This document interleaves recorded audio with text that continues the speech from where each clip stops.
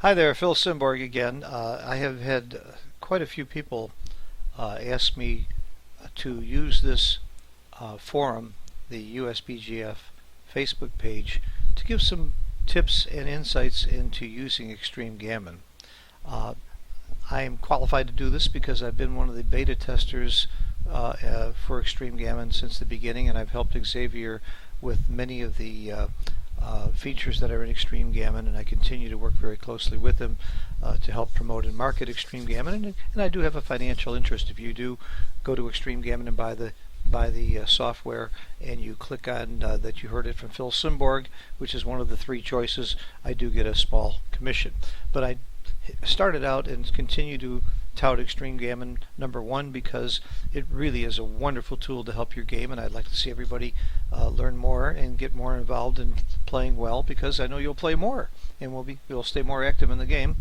And #2, he does offer, Xavier Extreme Gammon offers a significant discount to people who have joined the USBGF. So join the USBGF, then go to www.extremegammon.com and get this fabulous software. If you already have it, as just about every good player in the world I know does, and it was an uphill battle for a while to convince people, but a study that I did of Michael Corbett's book, where he had 32 positions that Snowy and GNU got wrong, that Extreme Gammon, the first version of Extreme Gammon, got 30 of the 32 right. And then Michael DiPrelli did a very detailed independent study, and more studies that have been done that show how clearly this is the best software. Not only in its accuracy, it's 10 times faster than any other software in rollouts, and it has a lot more bells and whistles.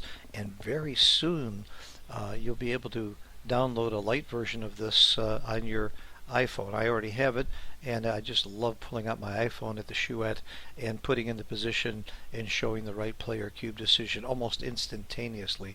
And it turns out when we go home, put it into the computer and roll it out, it's extremely accurate. It's incredible. So I'll urge you to get the iPhone app for it as well, in addition to the iPhone app that's coming out shortly from the Mind Game Center, where you can get lessons for 99 cents on your iPhone. Enough commercial. Let's talk about how to use another tool and a fun, great learning experience to use Extreme Gammon. Here's a position that I love to call spy versus spy. And the reason it's called spy versus spy is the first one that blinks loses. Whoever comes off their opponent's 5-point first is probably going to lose, unless they can come off with doubles. Now, at some point, somebody's going to be forced to come off, but that's not always true, because if you're both waiting and you're both playing this right, somebody's going to roll doubles, double 4, double 5, double 6, and that party probably wins the game. But the one who runs first is giving his opponent a big advantage. Let's, for example, on this play,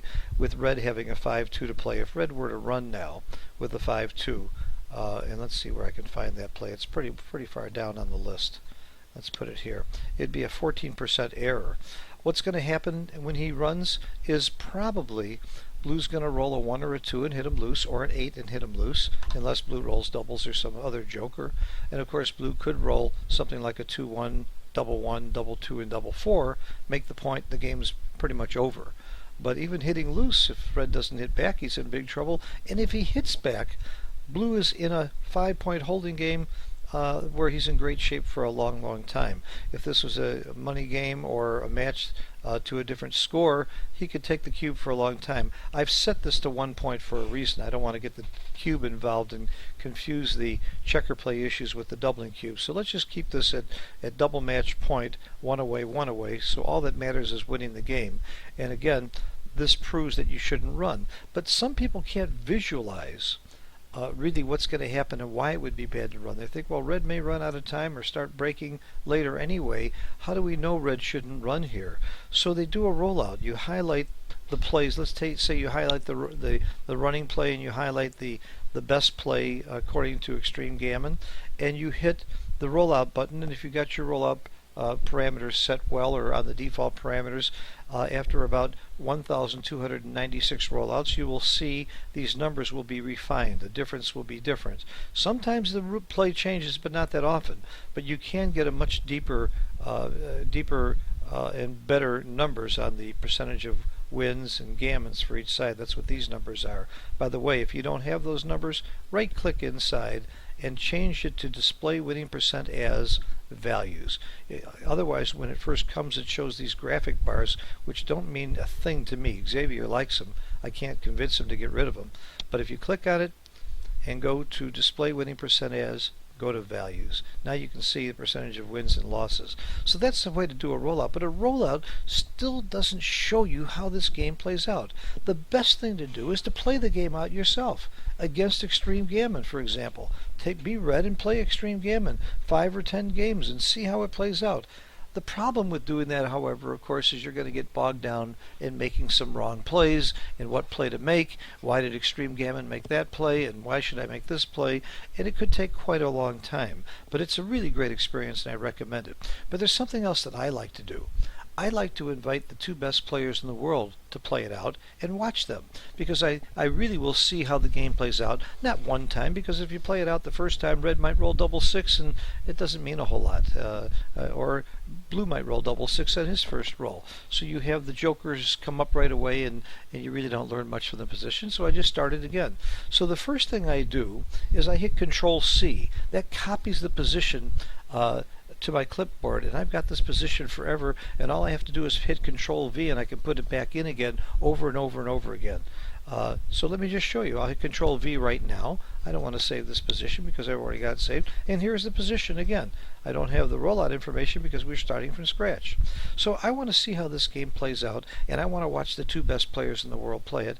So I go Setup, Play from Position,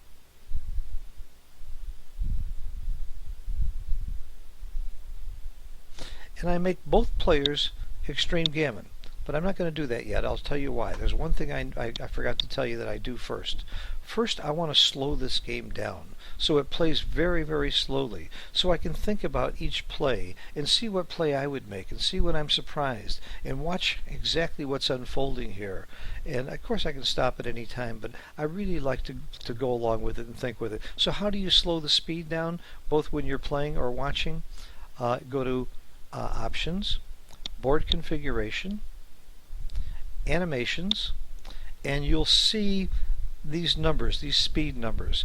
And the higher the number, the slower it goes. So you can't go any higher than 100 on the global speed, but I'm going to make the others very, very slow. Rolling the dice, moving the checkers, sliding the checkers. I'm going to make them real, real slow. Normally I have these set at about 60 because I like them to move fast.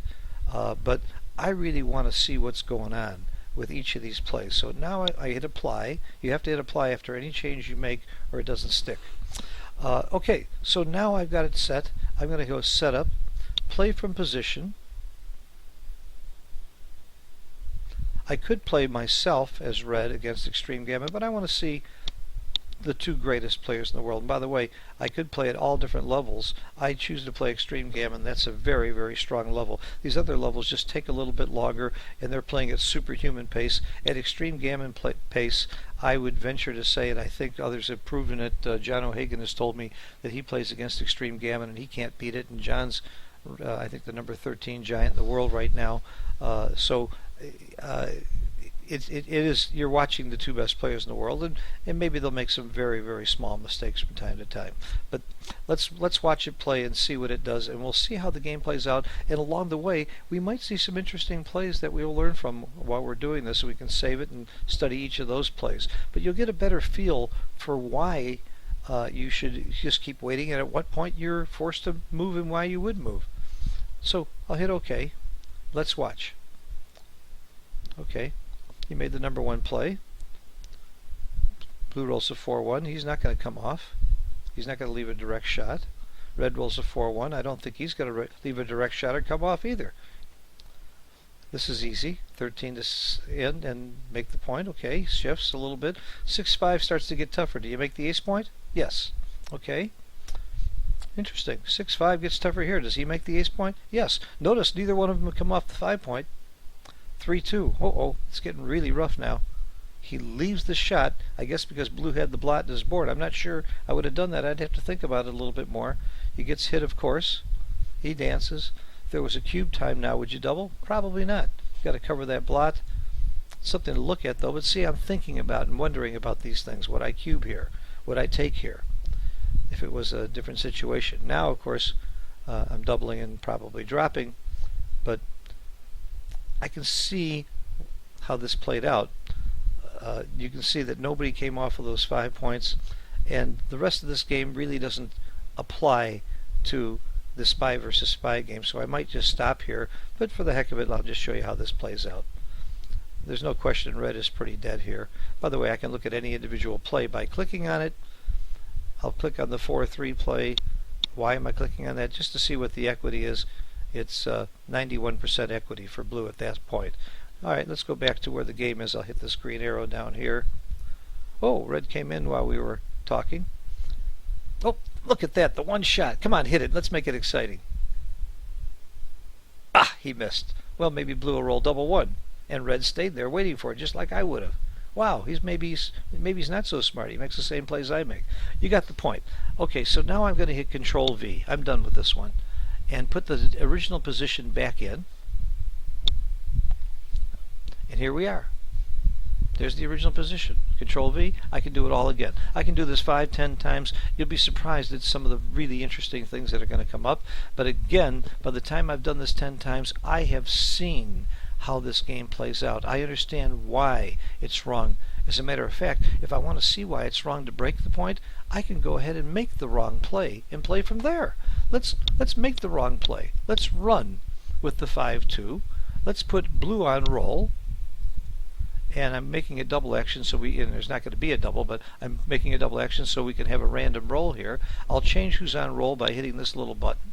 I'll put blue on roll, and now I'll have the two best players play, and let's see if I'm right. Let's see if blue clobbers him with a 1, 2, or 8, and by the way, if he misses him, how's red going to get to safety next time? He's got to roll a 7. Because anything higher than a 7, except for what, double 5s? No, double 5s still loses a shot, except for double 6s. Or that's it. Anything higher than a 7 or lower than a 7, except for double 6s, blue's going to get another whack at this guy. So there's a couple of reasons not to go, but for the fun of it, let's put blue on roll, and let's again play from position. Set up, play from position. I guarantee you blue's going to hit him loose if he can. Extreme gammon, plays extreme gammon. Isn't this fun? He can't hit him loose. Let's see what he does. He makes a point to get ready to hit him next time. And sure enough, he is going to get another shot next time. Of course, he comes out, fewer shots, and he hits him! Thank you, Extreme Gammon, for proving my point of why it was wrong to run. Who's favored now? Oops, red came right in. Big talker. Come on, hit him. Oh, he missed him. Sometimes you do get away with it. Here we're proving why all generalities are false. Because red certainly has a huge edge in this game now. He got away with running. This one worked for him. That's why you have to roll it out more than one time. Statistically, this wasn't supposed to happen.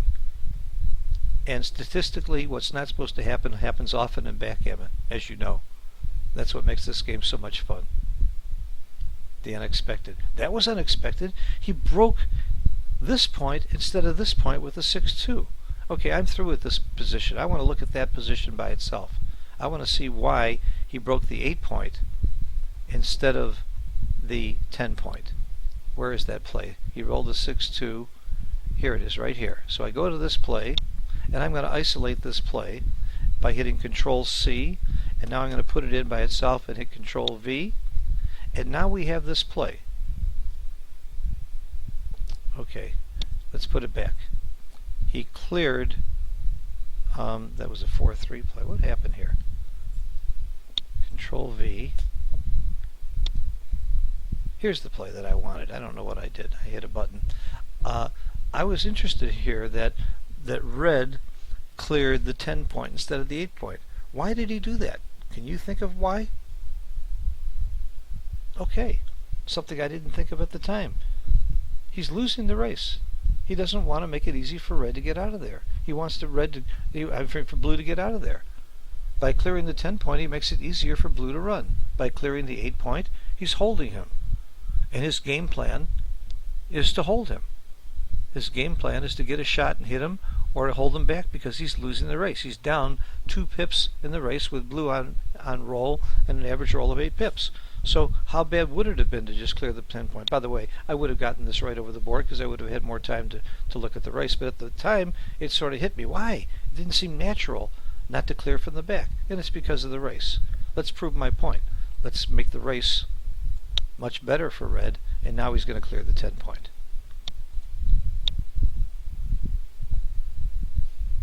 Come on, red. You're going to be up 13, 8, and 3. You're up 11 pips after the race. You're winning the race. Clear the 10 point. I'm hitting XG plus and it's taking a little longer. The suspension is killing me. I could have hit 3-ply and gotten a not as detailed answer much faster. But isn't it nice to have to wait and have the suspense build up and give you time to think about it? Maybe being up 3 wasn't enough. It wasn't. It wasn't enough. It's only .019 wrong, but it's still right to clear the 8 point. You're just not up enough pips. Well, let's really prove my point. Let's get up enough pips, and now I can hit 3-ply and make it faster. And now it's right to clear the 10 point. Oh my gosh, only by .015. Even when you're up 18 pips, you're not going to give your opponent the double 5 joker. You're going to hold him back. Well, now I've learned something. I've learned that here's something that I don't know well enough and I need to study it. This is one of the side benefits. There's a saying that I love, that every discipline action brings multiple rewards. I not only learned something about how to play out the spy versus spy game, I learned something about when you break the back point and when you don't in a close race situation at double match point, where gammons don't matter, where racing is everything. So, I'll need to play with this some more. I'll study it some more. I hope you had some insights into how to use Extreme Gammon. And thank you for watching, and thanks for all your feedback. It's your feedback is the reason I'm doing this. You all told me, or many of you told me, that you wanted more insights and more tools on Extreme Gammon. So, here they are. And Xavier, you can thank me later for giving you a big commercial about your fantastic product. But aside from the fact that I'm sure you made a few bucks selling this to everybody in the world, the backgammon community owes you a big thanks for your openness, your honesty, for the hard work that you put in to continue to improve this bot, and for your generosity in letting us use it in books and other websites. Everywhere we go, we don't have to pay Xavier anything to use his bot, just so long as we give him credit for it and we don't try to go into competition with him. So thanks, and thank you all for watching. Bye-bye.